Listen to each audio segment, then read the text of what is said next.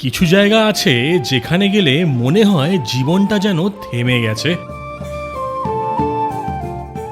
আজকে আমি আপনাদের নিয়ে যাচ্ছি এমনই এক জায়গায় যেখানে চারিদিকে শুধু সবুজ, পাহাড় আর একদম খাঁটি নেচার।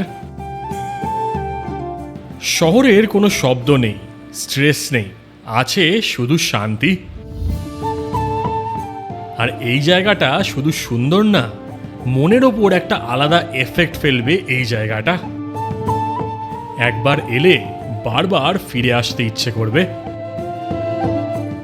তাহলে যাবেন নাকি শহরের কোলাহল ছেড়ে প্রকৃতির মাঝে একটু হারিয়ে যেতে?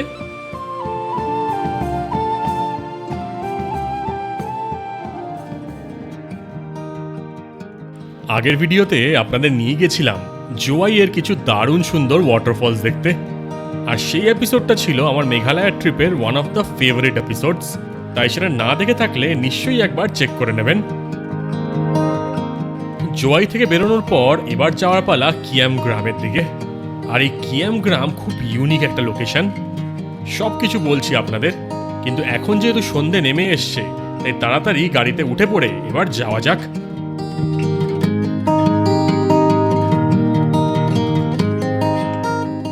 রাস্তা দিয়ে ক্রস করলাম মেঘালয়ের কিছু সুন্দর সুন্দর গ্রাম আর সেখানকার সব নাইট মার্কেট।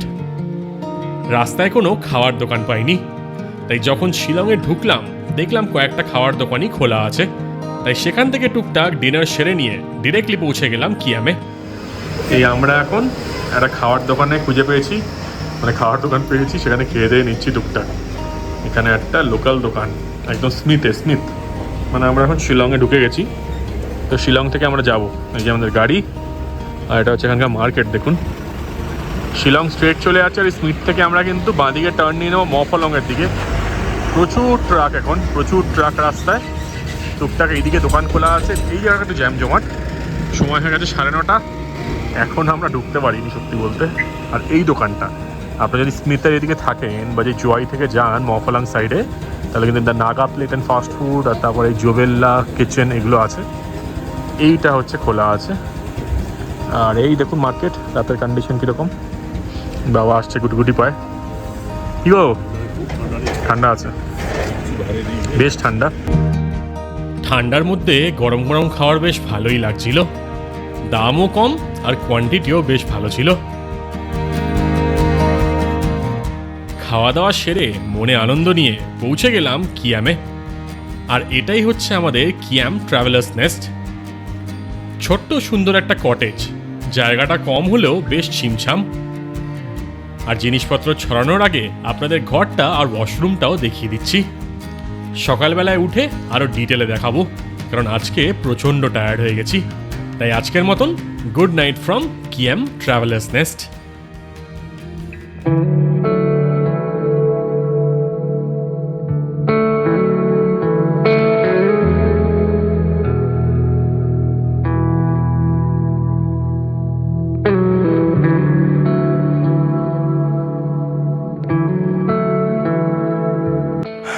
গুড মর্নিং সবাইকে from Kiyam travellers nest in Kiyam village, যেটা কিনা মফলংয়ে খুব কাছাকাছি অবস্থিত। দারুণ সুন্দর একটা জায়গা। কালকে অনেক রাত্রিবেলা এখানে পৌঁছেছিলাম, তাই রাতে আর সেরকম কিছু দেখানো হয়নি, কিন্তু সকালবেলাটা এত সুন্দর কি বলবো। কিয়াম হচ্ছে এখানকার একটা গ্রাম। সেই গ্রামে কিন্তু এই প্রপার্টিটা অবস্থিত। 5খানা কটেজ রয়েছে, আর পুরো বুকিংটাই অনলাইন হয়, অফলাইনও হয়। নাম্বারগুলো দিয়ে দেবো। কিন্তু একদম নেচারের মাঝে দারুণ সুন্দর একটা জায়গা। দুটো জিনিস আছে, একটা হচ্ছে এখানে কিন্তু ইলেকট্রিসিটি নেই, জেনারেটরে চলে, আর এখানে সোলার পাওয়ার আছে, সেটাও দেখাবো আপনাদের। আর রুমগুলো একটু ছোট, এই যা, কিন্তু খুব ছিমছাম, খুব সুন্দর। একদম পাহাড়, দেখুন পেছনে পাহাড়, এইদিকে পাহাড়, পুরো দিকটায় পাহাড়, তার মাঝখানে এই 5টা কটেজ অবস্থিত। খরচাপাতির দিক দিয়ে বলতে গেলে আমার টোটাল পড়েছে 4300 মতন, এক্সট্রা পার্সেন্ট নিয়ে, যার জন্য আলাদা বেড দেওয়া হয় না, কিন্তু এখানে কুইন সাইজ বেড আছে, সেটার মধ্যে অ্যাকোমোডেট করতে হবে। আর তার সাথে আমাদের যে প্ল্যানটা নিয়েছি সেটা হচ্ছে ব্রেকফাস্ট প্ল্যান, যেমন 3 জনের ব্রেকফাস্ট কিন্তু রয়েছে। আমি বলবো যদি আপনারা এখানে থাকেন তাহলে কিন্তু যদি নংস্টেন সাইডটা ঘুরতে যান বা ধরুন শিলংয়ের ওয়েস্টের দিকে যাচ্ছেন, সেদিক থেকে ফেরার পথে এখানে থাকতে পারেন।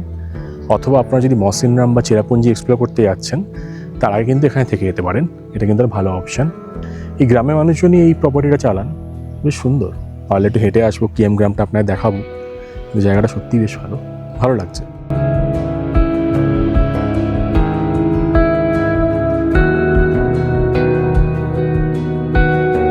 এইবার আপনাদের এই প্রপার্টিটা একবার দেখিয়ে দিই। এইটা হচ্ছে এখানকার কিচেন বা ডাইনিং এরিয়া। তো ওখানে গিয়ে খাওয়া দাওয়া করতে হবে। মেন গেটটা ওইদিকেও যাব, দেখাচ্ছি ওদিকটা। ওখানে কিন্তু আপনারা যদি গাড়ি নিয়ে আসেন, যদি ড্রাইভার সাহেব আছেন, ওনার থাকার ব্যবস্থা ওখানেই আছে। তো যারা এখানে সিকিউরিটি হিসেবে আছে আর কি, দুজন ছেলে আর কি, ইয়াং ছেলে, তাদের সাথে কিন্তু থেকে যেতে পারে। আর এই দিকে রয়েছে 5খানা কটেজ। এই দেখুন, আমরা এই কটেজ নাম্বার 4 বা কটেজ নাম্বার 2 বলতে পারেন, এই সাইড থেকে এটাতে আছি। এইদিকে আরেকটা কটেজ আছে। আর এই রাস্তা দিয়ে আপনারা হেঁটে হেঁটে যেতে পারবেন। খুব সুন্দর জায়গা। পেছনে আরও কনস্ট্রাকশনের কাজ চলছে। এই জায়গাটার এতটাই ডিম্যান্ড যে এখানে প্রচুর লোকজন আসে, স্পেশালি এই লোকেশনটার জন্য, এবং সেই জন্য কিন্তু পেছনে আর কটেজ তৈরি হচ্ছে। এই পাশে পুরো পাহাড়, চারিপাশে পাহাড়। ওই দিক থেকে একটা আওয়াজ আসছে, একটা ঝর্ণার আওয়াজ আসছে। জানি না দেখতে পারবো কি না, দেখানোর চেষ্টা করছি আপনাদের। এখানে চেয়ার টেবিল দেওয়া আছে, সব জায়গায় চেয়ার টেবিল দেওয়া আছে, মানে একদম নেচারের মাঝখানে বসে বসে আপনারা এনজয় করতে পারেন, রিল্যাক্স করতে পারেন। এটা হচ্ছে এখানকার সোলার প্ল্যান্ট বা সোলার পাওয়ার এরিয়া, যেখানে সব সোলার প্যানেলগুলো লাগানো আছে। তো সেখান থেকে কিন্তু ইলেকট্রিসিটি জেনারেট হয়। খুবই ওয়েল ডেকোরেটেড। এই সাইড দিয়ে দেখুন, খুবই ওয়েল ডেকোরেটেড একটা জায়গা।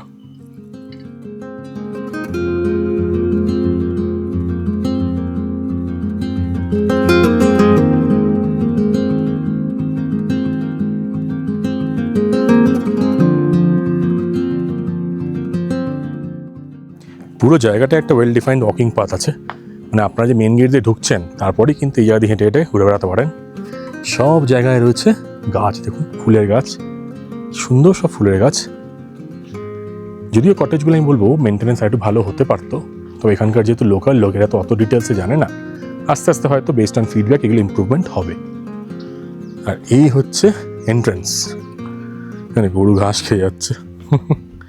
এখানে বলছি না, গ্রামের লোকজনই এসে দেখুন এখানে বেঁধে রেখে দিয়েছে। এখানে মনে আনন্দে ঘাস খাচ্ছে।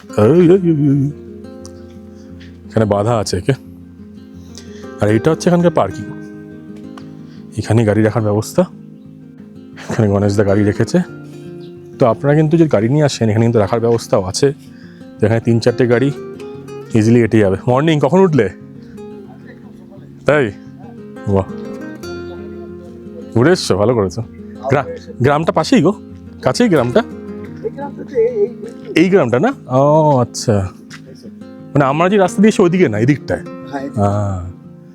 খুবই ওয়েল মেনটেন্ড, দারুণ সুন্দর প্রপার্টি। এই দিকে হচ্ছে কিচেন এরিয়া, এই দিক থেকে ভিউটা দেখে নিন, দুর্দান্ত। এইটা হচ্ছে এন্ট্রান্স। আর এই দিক দিয়ে আমরা কালকে এসেছিলাম।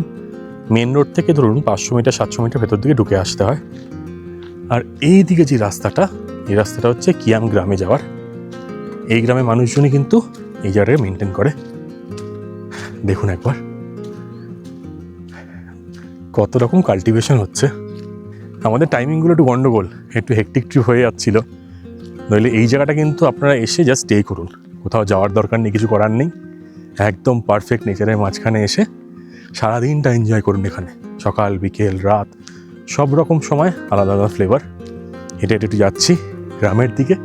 গ্রামের মানুষজনরা আসছে সব কাজকর্ম করার জন্য, মানে তারা হয়তো মেন এদিকটায় যাবে কাজের জন্য। দেখাচ্ছি আপনাদের, একটু হেঁটে যাই। সকাল সকাল যদি ওঠেন তাহলে কিন্তু মর্নিং ওয়াকের জন্য যেতে পারেন দিকে।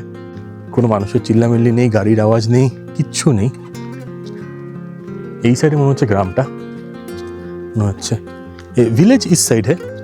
विलेज गांव ये है कियम कियम कियम ये वाला ना? अच्छा ठीक है, थैंक यू। খুব সুন্দর পরিবেশ, অনেকটা পুরুলিয়া স্টাইলের। দেখুন চারিপাশে পাহাড়, হেভি, দেখার মতন। দেখুন কাদের সাথে দেখা হয়ে গেছে, রাস্তার উপরই বসে আছে মনের আনন্দে। ও সাইডে বাঁধা আছে এদেরকে, একদম ন্যাচারাল সিনারি। সুন্দর না? এইদিকে প্রচুর মানুষের বসবাস, প্রচুর বলবো না, 2-3টে ঘরই দেখতে পাচ্ছি। চাষ হচ্ছে, মানে ভুট্টার চাষ, প্রচুর রকম চাষ হচ্ছে। এইটা হচ্ছে লোকাল গ্রাম এখানকার। উপর দিকেও বাড়ি, নিচের দিকেও বাড়ি। পাকা বাড়ি সেরকম করে দেখতে পাচ্ছি না। হ্যাঁ, উপরে একটা পাকা আছে, কিন্তু ছাদটা পাকা না। আর এখানে হচ্ছে বিখ্যাত মেঘালয়ার 800, মারুতি 800, অনেক পুরনো। কেমন লাগছে জানাবেন। নতুন একটা গ্রাম, নতুন একটা সাইড দেখাচ্ছি আপনাদের মেঘালয়ার গ্রাম কীরকম হয়, বা নর্থ ইস্টের গ্রাম কীরকম হয়। প্রচুর ফ্যামিলির বসবাস, সবাই কিন্তু এই কিয়াম গ্রামের মানুষ এবং এখানকার কাজকর্মের সাথে যুক্ত। সব বাড়ির মধ্যে বস্তা বস্তা রাখা, এগুলো সব জিনিস স্টোরেজের জন্য। এখানে সব বাড়িতেই কিন্তু দেখবেন 2-3টে করে রুম আছে। তো একটা হচ্ছে মেন ফ্যামিলির থাকার জন্য, একদিকে জিনিসপত্র স্টোরেজ করে আর কি, বা থার্ড হচ্ছে যে জায়গাটা আছে সেখানে হচ্ছে জন্তু জানোয়ার এরা সব থাকে। তো মোটামুটি এরকমই কনসেপ্ট হয় এখানে। আর যাদের ধরুন দুটো জায়গা থাকছে, মানে দুটো ঘর থাকছে, তো একদিকে কিন্তু থাকবে হচ্ছে এখানে মানুষজন, আর দ্বিতীয় জায়গাটায় থাকবে হচ্ছে এখানকার স্টোরেজ এবং এখানকার পশুরা, পালিত পশু। সবাই সবার মতন ব্যস্ত, কেউ ঘরে টুকটাক কাজ করছে, চাষবাস করছে। ওপরে দেখুন কত উপর থেকে নেমে আসছে মানুষজন, অনেক ওপরে বাড়ি রয়েছে, কারণ একটা পাহাড়ি জায়গা একটা। ওইখান দিয়ে হাই রোড চলে যাচ্ছে, ওই যে হাই রোড, এখান দিয়ে আপনারা যাব শিলংয়ের দিকে। আর এই হচ্ছে পুরো গ্রাম।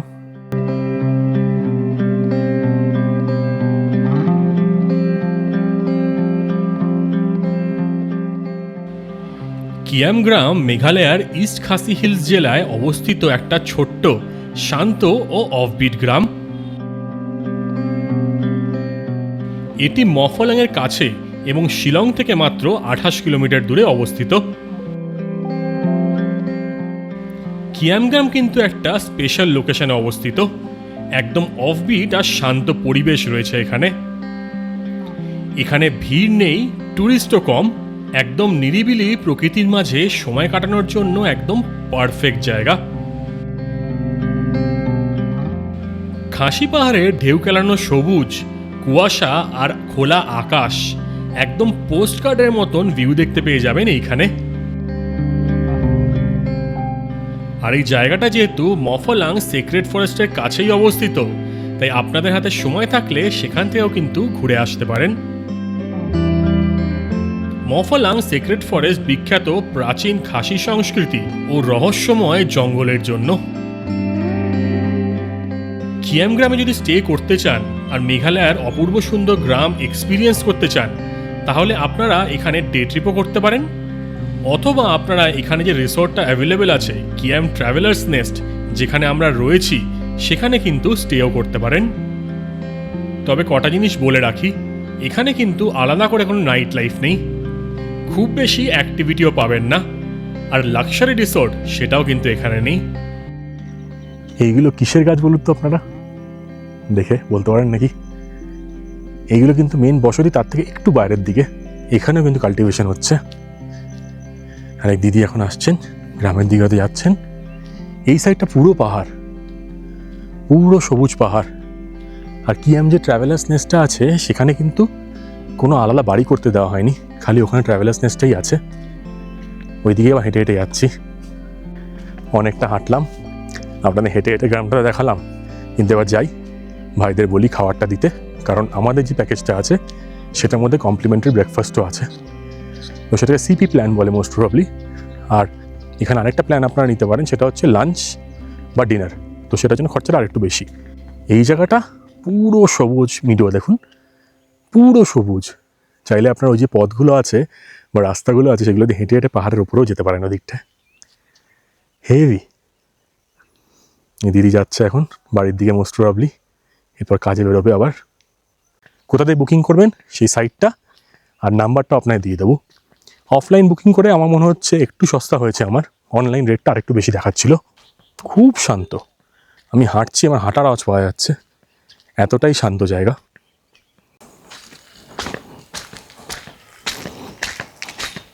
এইদিকে রয়েছে এনাদের ওয়াশরুম, মানে বাইরের ওয়াশরুম।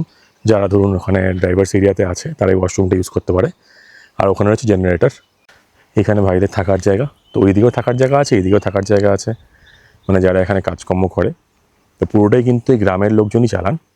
এই যে প্রপার্টিটা, এটা নাকি আগস্ট 2023 সালে উদ্বোধন করা হয়, এবং মেঘালয়ের যিনি চিফ মিনিস্টার উনি কিন্তু উদ্বোধন করেন।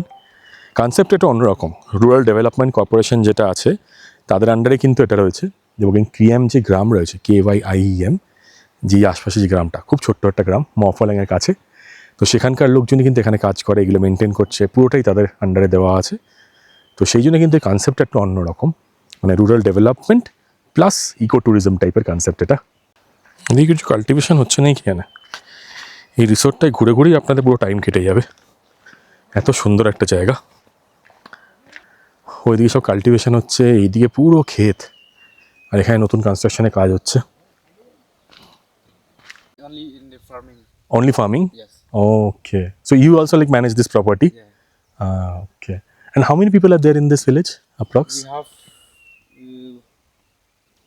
We have How many families maybe like? 160 house. 160 houses? Okay. And the road like opposite to the road, that side is also Kiam village? Yeah, that's like Mosin Ram Road. Mawsynram Road. No, opposite like that side is also that Kiam village itself? Yeah. No, that side we call the another village. Different village? Okay. All right, bro. All right, we'll come for breakfast. Thank you. What is your name? My name Wandan. Wandan? Wandan. Okay, thank you.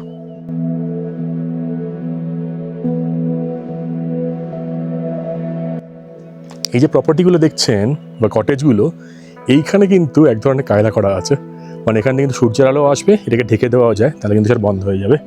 আপনার ভেতর থেকে দেখাচ্ছি ঘরটা, রাতে হয়তো একটু দেখিয়েছি আপনাদের, কিন্তু সকালবেলা একবার দেখুন, আরও সুন্দর লাগবে। মা গুটি গুটি পায়ে বেরিয়ে এসছে। মা, ব্রেকফাস্ট রেডি, চলো তাড়াতাড়ি খেয়ে নিই। গোছানো হয়ে গেছে? কেমন লাগছে জায়গাটা সকালে? ভালো লাগছে বলো? রুমগুলো একটু ইমপ্রুভ করলে জায়গাটা খুব সুন্দর, দারুণ। রুমগুলোর জায়গা কম, তারপরে লোডশেডিং করে রেখে দেয়। হ্যাঁ, বাইরে দেখুন চেয়ার দেওয়া আছে, সুন্দর গাছ, ওয়েল ডেকোরেটেড। ভেতরে বসে রয়েছে মোটু বাবা। মোটু বাবা, কেমন ছিল এক্সপিরিয়েন্স? ভালো ছিল? কি দেখাচ্ছ? চটি দিচ্ছি, দাঁড়াও, সব পরে নিচ্ছি। যেরকম বলছিলাম না, এটা হচ্ছে কটেজ।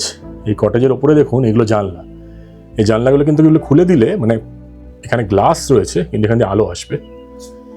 এই ঘরটা যেরকম বলছিলাম, আমরা গোছাগুছি করছি বলে ছড়ানো ছড়ানো আছে, কিন্তু বেডটা হচ্ছে কুইন সাইজ বেড।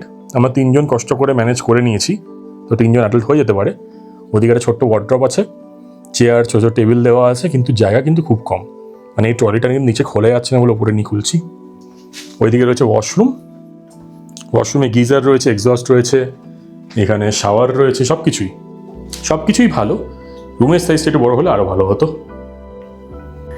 চারিপাশে কাল্টিভেশন হচ্ছে, ফুলের বাগান, আশেপাশে চত্বরে কোথাও কিচ্ছু নেই, তাহলে ওখানে ভুলভ্যান বসে আছে কিচেনের সামনে।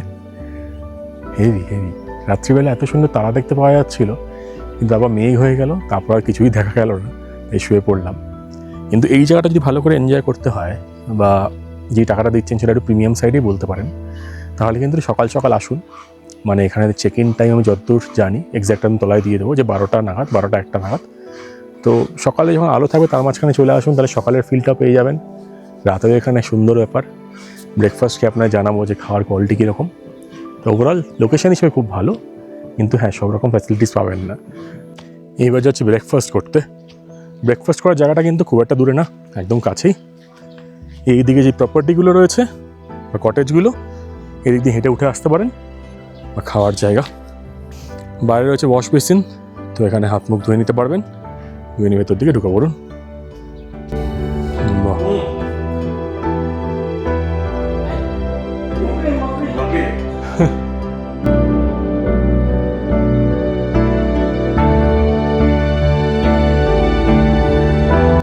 আমরা এখানে যে প্ল্যানটা নিয়েছি তার মধ্যে ব্রেকফাস্ট ইনক্লুসিভ আছে, তার সাথে চাও দিচ্ছে। চলে এসছে চা, এই দারুণ সুন্দর ভিউ দেখতে দেখতে আমরা চাটা এনজয় করছি। আমাদের ব্রেকফাস্টও চলে এসছে।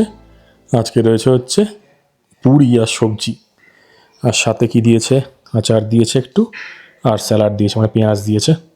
এই হচ্ছে আমাদের ব্রেকফাস্ট প্ল্যানের ব্রেকফাস্ট। চাটা কেমন? ঠান্ডা হয়ে গেছে নাকি? হ্যাঁ, এখানে ব্রেকফাস্টে 2টো পুরি দেয়, আর এখানে যে তরকারিটা বানিয়েছে এটা একটু এখানকার স্টাইলের, মানে আলুর তরকারি মনে হবে, কিন্তু ভালো করে দেখলে বুঝতে পারবেন সর্ষে দিয়েছে, সেখানে গন্ধটা একটু অন্য রকমের। আমি আগে অ্যাডভান্স পেমেন্ট করে রেখেছিলাম হচ্ছে 2000 টাকা, আর এখন পেমেন্ট করছি হচ্ছে 2256, সেটা হচ্ছে টোটাল। এর মধ্যে কিন্তু ব্রেকফাস্ট ইনক্লুডেড ফর 3 পিপল, মানে একজন এক্সট্রা পার্সনের চার্জ আছে। দেখুন চেক আউট করার সময় আমাদের জন্য একটা সুভিনিয়ার টাইপের। হলুদ এখানকার, টার্মারিক কিন্তু খুব ফেমাস এখানকার। তো এটা দিয়ে দিল local Lakadong. Lakadong is a company or place? This one place না? ও ওকে ওকে।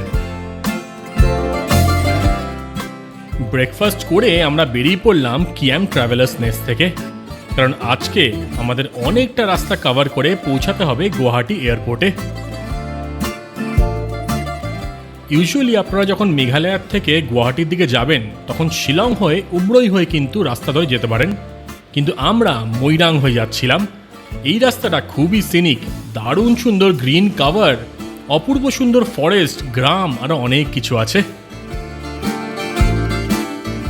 তো সেই সব কিছু ক্রস করে ফাইনালি যখন আসামের গুয়াহাটি এয়ারপোর্টে ঢুকবো তার আগেই দাঁড়িয়ে পড়লাম, কারণ একটু আসামিজ খাবার দাবার না খেয়ে যদি এবারও আসাম ছেড়ে চলে যাই তাহলে কি হয় বলুন তো।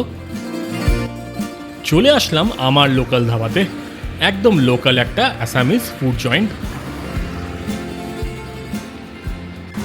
এই আমরা এখন গুয়াহাটি এয়ারপোর্টের দিকে যাচ্ছিলাম, যাওয়ার পথে দারুণ সুন্দর দোকান দেখতে পেয়ে গেলাম।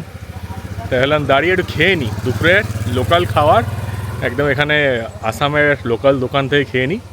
খুব সুন্দর রাস্তা, মৈরাং এখান দিয়ে রাস্তাটাও খুব সুন্দর। আর এই দোকানটা আবার দেখিয়ে দিই, পুরো মেন রাস্তার ওপর। এয়ারপোর্টে যাবো আমরা দিক দিয়ে, হ্যাঁ দাঁড় করালাম, পার্কিংও আছে। এটা হচ্ছে আসাম টেস্ট, ভেতরটা খুব সুন্দর বানিয়েছে, প্রচুর কিছু আইটেম পাওয়া যাচ্ছে, লোকাল আইটেম আছে, সব কিছু আছে যা চাইবেন। আমরা মিক্স অ্যান্ড ম্যাচ করে দিলাম, বেশ ভালো করেছে ভেতরটা। এই দেখুন এখানে মানে ওনাদের রিসেপশান, এখানে হল রয়েছে, সব কিছু আছে, বিশাল এরিয়া। এই আমরা এখানে বসছি, আপনার মেনু কার্ডটা দেখিয়ে দিয়ে পাওয়া যাচ্ছে। দাম দর দেখে তো মনে হচ্ছে ভালোই, একদম রিজনেবল দাম দর। এইগুলো হচ্ছে আর কি আমাদের ইন্টারন্যাশনাল মেনু বলতে পারেন, বা হচ্ছে জেনারেল মেনু আর কি। এখানকার স্পেশালিটি যেগুলো হয় সেটাও দেখাচ্ছি। এইটা হচ্ছে এখানকার স্পেশাল, এই দেখুন। এর মধ্যে থেকে আমরা একটা রাইস থালি নিয়েছি, আর রুটি দিয়ে ডিম নিয়েছি, আর এখানে একটা আমাদের কমন মেনু থেকে নিয়েছি। থালিটা নিয়ে খুব ফেমাস এখানকার, দাম দরগুলো খুব ভালো। দেখুন বাংলাতে লেখা আছে আবার তার সাথে। আমাদের থালি চলে এসছে, আসাম থালি, আসামিজ থালি। এখানে পটল ভাজা দেখতে পাচ্ছি, সব আইটেম চিনতে পারছি না।